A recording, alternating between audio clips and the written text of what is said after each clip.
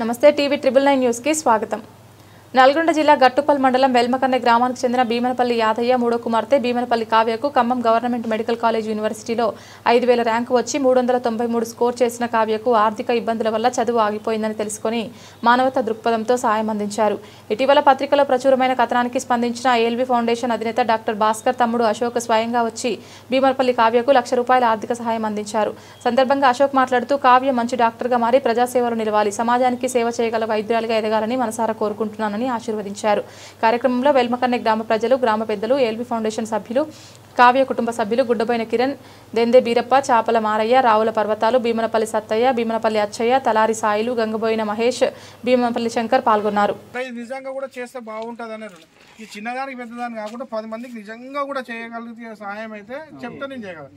ఇప్పుడు నేను ఒక్కనే కాకుండా మిగతా వాళ్ళు కూడా సాయం చేస్తారు। ఇప్పుడు ఇది చూసి రేపు పొద్దున అమ్మాయికి ఇంకా 4 వచ్చి హెల్ప్ చేస్తే నెక్స్ట్ ఇయర్ కూడా ఫీజు అయిపోతుండొచ్చు।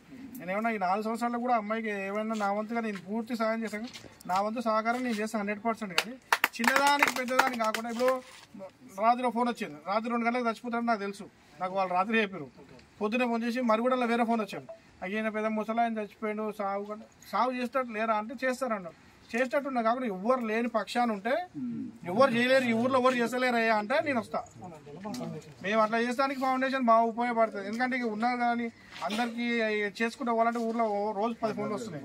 నేను అట్లా కాకుండా నిజంగా కూడా ఈ మనిషికి చేస్తే మనకు ఉపయోగం ఉంటుంది, మాకు పుణ్యం వస్తుంది అనే కార్యక్రమం చెప్పండి మేము వచ్చి ముందుకు వచ్చేసాం। ఈ చిన్నదానికి పెద్దదానికి కాకుండా సరే నిజంగా కూడా కొన్ని ఫేస్గా చేస్తాం।